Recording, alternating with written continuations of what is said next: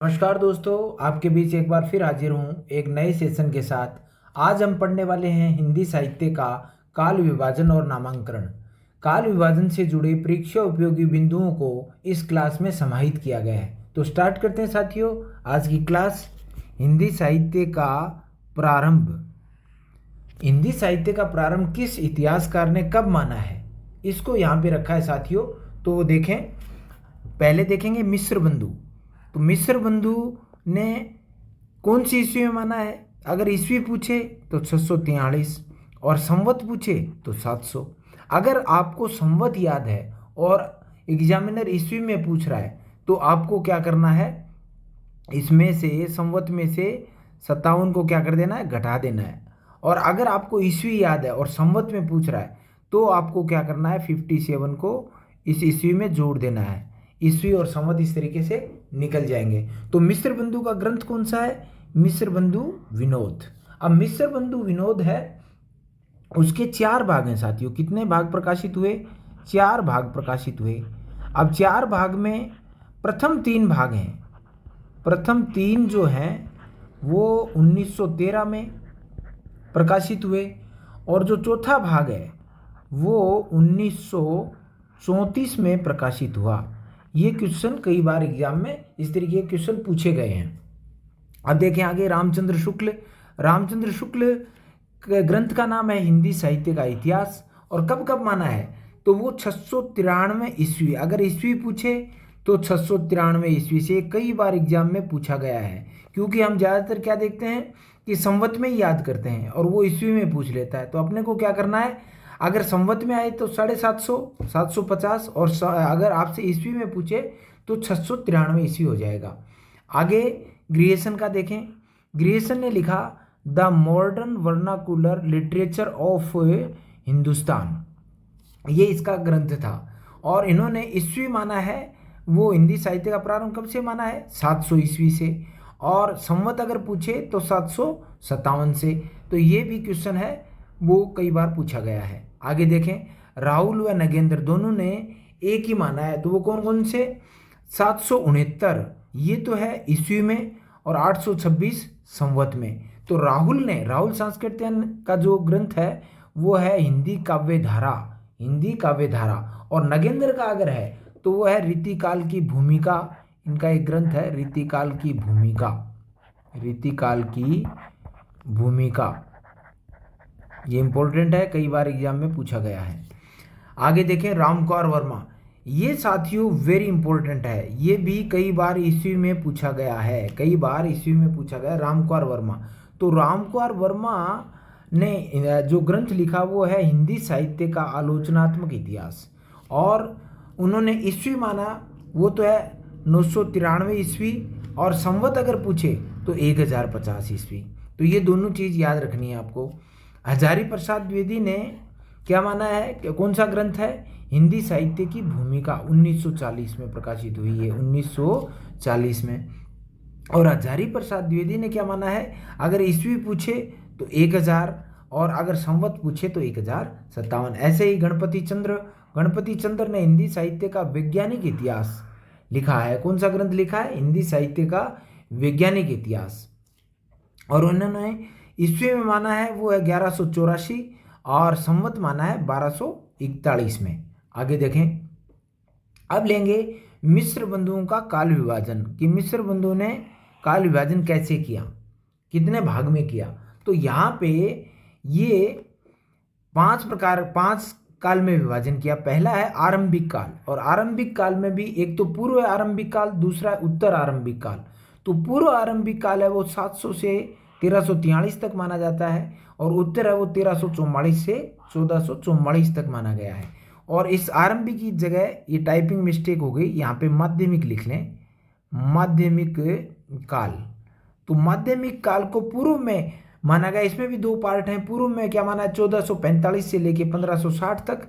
और यहाँ पे प्रौढ़ लिख लें, प्रौढ़, इसको माना है 1561 से लेके 1680 तक।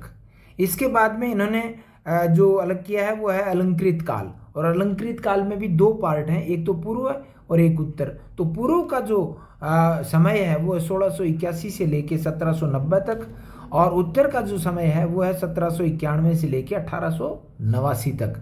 फिर इसके बाद में परिवर्तन काल, ये इन्होंने माना है 1890 से लेके 1925 तक, और अंत में वर्तमान काल जो है वो 1926 से लेके अब तक। ये इनका क्या था, काल विभाजन। अब मिस्र बंधुओं ने क्या है, 4 भाग पहले बता चुका हूँ, 4 भाग हैं। प्रथम 3 का प्रकाशन कब हुआ, 1913 में, और चौथे भाग का प्रकाशन कब हुआ, 1934 में। और हिंदी नवरत्न इनका जो ग्रंथ है वो 1910 में प्रकाशित हुआ। ये क्वेश्चन भी एग्जाम में पूछा गया है। आगे देखें, अब देखेंगे रामचंद्र शुक्ल का काल विभाजन, कि रामचंद्र शुक्ल का काल विभाजन कितने कितने में हुआ है। तो पहले देखें आदिकाल, इनका क्या है, दोहरा नामांकन करने वाला विद्वान भी माना जाता है। दोहरा नामांकन कैसे, पहले आदिकाल नाम दिया, उसके बाद वीरगाथा काल नाम, ऐसे ही पूर्व मध्यकाल और फिर भक्ति काल, और उत्तर मध्यकाल को क्या माना, रीतिकाल, और आधुनिक काल को क्या, गद्य काल। अब इनका समय देखते हैं। तो वीरगाथा काल जिसको आदिकाल भी बोलते हैं, उनका समय है 1050 से लेके 1375 ईस्वी तक। ये क्वेश्चन इनके बारे में कई बार पूछे जाते हैं साथियों, रामचंद्र शुक्ल के बारे में। तो इनका क्रम भी, समय भी ध्यान रखें, और इनका ये जो काल विभाजन है ये भी ध्यान रखें। पूर्व मध्य काल को क्या कहा इन्होंने, भक्ति काल भी कहा है। ये 1375 से लेके 1700 ईस्वी 1700 संवत तक, ये संवत में बोल रहा हूँ मैं, ईस्वी में नहीं। फिर है उत्तर मध्य काल जिसको रीतिकाल भी कहा जाता है, 1700 से लेके 1900 संवत तक। फिर आधुनिक काल, आधुनिक काल को इन्होंने कहा, गद्य काल भी कहा है, ये 1900 से लेके अब तक। कई विद्वान 1984 भी इसमें कई जगह मिलता है, 1984 तक भी इसका समय मानते हैं। इनमें मैं महत्वपूर्ण बात एक पहले बता चुका हूँ, दोहरा नामांकन करने वाले विद्वान माने जाते हैं, और इतिहास को व्यवस्थित रूप देने का श्रेय भी रामचंद्र शुक्ल को ही जाता है। एक इनकी डेफिनेशन जो बहुत इम्पोर्टेंट है, कई एग्जाम में बार बार पूछी जाती है, वो यहाँ पे रखी है मैंने, साहित्य जनता की चित्तवृत्ति का संचित प्रतिबिंब है। ये किसने कहा, तो ये रामचंद्र शुक्ल का कथन है। आगे देखें, हजारी प्रसाद द्विवेदी का काल विभाजन। हजारी प्रसाद द्विवेदी का काल विभाजन है वो इस प्रकार है साथियों। पहले इन्होंने नाम दिया आदिकाल, और आदिकाल का समय माना 1000 से लेके 1400 तक, और पूर्व मध्यकाल का क्या समय माना, 1400 से लेके 1700 तक, और उत्तर मध्यकाल है उसका समय माना है 1700 से लेके 1900 तक, और आधुनिक काल है इनका समय इन्होंने 1900 लेके अब तक माना है। इनकी एक इनका भी कथन है वो वेरी इंपॉर्टेंट है, ये भी एग्जाम में आया हुआ है। काल प्रवृत्ति का निर्णय प्राप्त ग्रंथों की संख्या द्वारा नहीं निर्णित हो सकता, बल्कि उस काल की मुख्य प्रेरणादायक वस्तु के आधार पर ही हो सकता है। ये कथन किसका है, तो ये हो जाएगा हजारी प्रसाद द्विवेदी का। आगे देखें, अब लेंगे रामकुमार वर्मा का काल विभाजन। रामकुमार वर्मा ने क्या है साथियों, 5 प्रकार से माना है। तो पहला है संधि काल, पहला क्या है, संधि काल। ये 750 से लेके 1000 संवत की बात कर रहा हूँ यहाँ पे, ईस्वी की नहीं कर रहा। अगर ईस्वी में पूछे तो अपने को क्या करना है, प्रारंभ माने तो 750 में से कितने घटा देने, 57। तो क्या निकल के आ जाएगा, ईस्वी निकल के आ जाएगा, ये ध्यान रखना है। फिर है चारण काल, दूसरा क्या है, चारण काल। ये 1000 से लेके 1375 संवत तक, 1375 संवत तक। फिर इन्होंने माना है भक्ति काल, ये 1375 से लेके 1700 तक माना है। फिर है रीतिकाल, और रीतिकाल का समय माना है इन्होंने 1700 से लेके 1900 तक। और आधुनिक काल है, इनका समय इन्होंने माना है 1900 लेके अब तक। इनकी भी एक डेफिनेशन है वो वेरी इंपॉर्टेंट है, ये भी एग्जाम में पूछी गई और आगे भी आने की संभावना इसमें बनती है।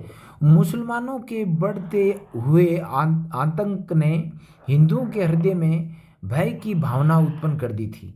इस असहाय अवस्था में उनके पास ईश्वर से प्रार्थना करने के अतिरिक्त अन्य कोई साधन नहीं था। तो ये कथन किसका है, ये कथन है रामकुमार वर्मा का। अंत में देखें, नागरी प्रचारणी सभा का काल विभाजन। नागरी प्रचारणी सभा जो थी उसका प्रकाशन हुआ था साथियों 16 खंडों में।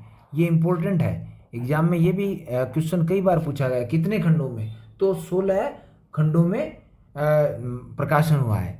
तो इसमें माने चार, मुख्यतः इन्होंने चार ही माने। आदिकाल, आदिकाल का समय माना इन्होंने 650 से लेके 1350 ईस्वी तक, और भक्ति काल का समय माना है 1350 से लेके 1650 ईस्वी तक, और रीतिकाल का जो समय है वो इन्होंने माना है 1650 से लेके 1850 ईस्वी तक, और अंत में जो आधुनिक काल है इनका समय इन्होंने माना है 1850 से लेके अब तक। तो साथियों आज का सेशन यहीं ख़त्म करते हैं, फिर मिलेंगे एक नए सेशन के साथ। और हाँ, जाते जाते फिर वही रिक्वेस्ट, वीडियो पसंद आए तो लाइक और शेयर जरूर करें। जय हिंद, जय हिंदी।